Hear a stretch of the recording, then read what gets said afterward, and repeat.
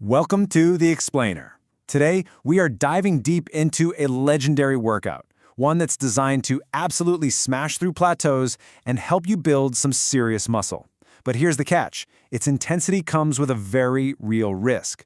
So we're also going to dig into the science you absolutely need to know to use it safely and get the most out of it. Okay, let's just jump right in and talk about a feeling every single person who lifts weights knows all too well. It's that frustrating moment when you're putting in all the work day in and day out, but the results, they just stop. You've hit a wall. Your progress has completely stalled out. So what's happening here? Well, this is your classic training plateau. See, your body is an incredible adaptation machine, and it's basically gotten used to your routine. The stress you're putting on it just isn't enough to trigger new growth anymore. So to break through, you need something new, something powerful, a stimulus that's going to shock the system into adapting all over again. And you know what? The answer often isn't some fancy, complicated new fad.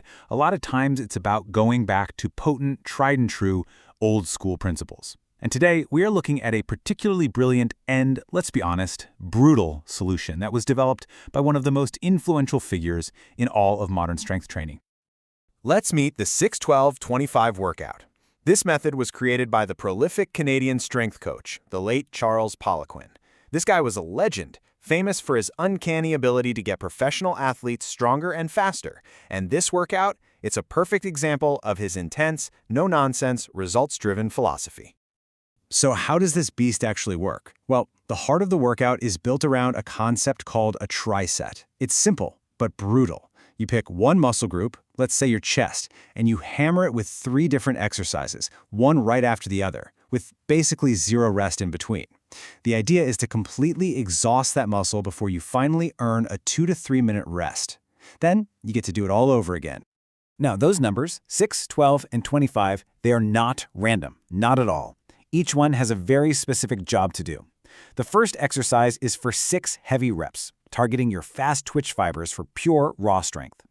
Then you immediately move to the second exercise for 12 moderate reps to maximize time under tension, which is key for muscle growth or hypertrophy. And finally, you finish with a grueling set of 25 light reps designed for endurance and to create that insane muscle pump. So you put all that together and what do you get? A method that is just devastatingly effective. You're hitting your muscles from every possible angle, all in one super condensed triset. This thing creates massive lactate spikes, which can boost growth hormone production. It's incredibly efficient time-wise, it's a proven plateau buster, and it's amazing for burning fat while holding on to that muscle you've worked so hard for. It's really the total package. But it definitely comes at a cost. And this is where we have to get really serious for a minute. The same brutal intensity that makes this workout so incredibly effective is also what makes it risky, really risky, if you're not ready for it. This is not a program you just decide to try out on a whim. Let me be crystal clear about this. This is an advanced technique. It's made for experienced lifters, people whose form on the main exercises is rock solid, almost second nature. If you are a beginner, this is not for you, not yet.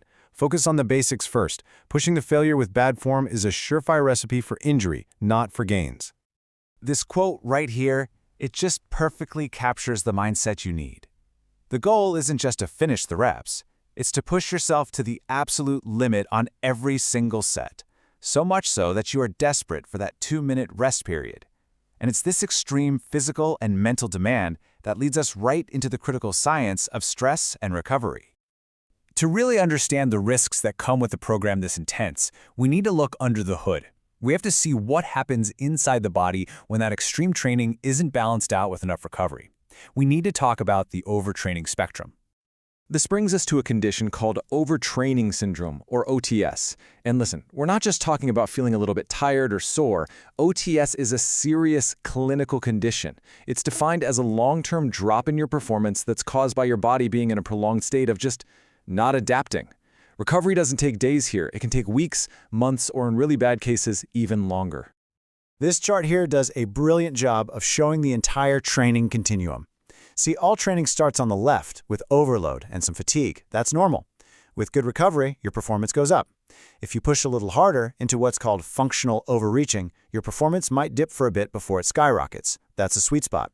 But if you keep pushing without enough rest, you slide right into non-functional overreaching and eventually full-blown overtraining syndrome, where your performance just tanks. So what's the real difference between that beneficial, functional overreaching and the damaging, non-functional state, or OTS? It all boils down to one thing: recovery time. Functional overreaching is like digging a small hole you can climb out of in a few days or maybe a couple of weeks.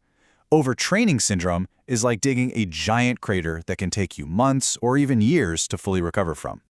And the damage isn't just physical, it's psychological too. I mean, look at this chart. It's staggering. It compares mood states in healthy athletes versus those with OTS.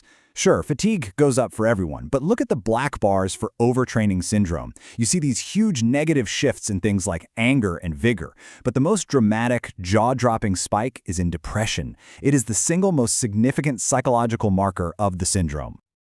Okay, so after all that doom and gloom, you're probably asking, how on earth can I use an intense tool like the 6-12-25 workout without completely wrecking myself? And the answer isn't to train less hard, it's to recover way, way smarter.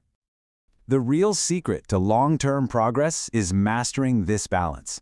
That means you have to monitor your training load and mix things up. It means you absolutely have to prioritize nutrition, especially carbs, to fuel your performance and recovery. It means getting enough high-quality sleep. And maybe, most importantly, it means listening to your body. Track your fatigue, your stress, your soreness. If you get sick, back off.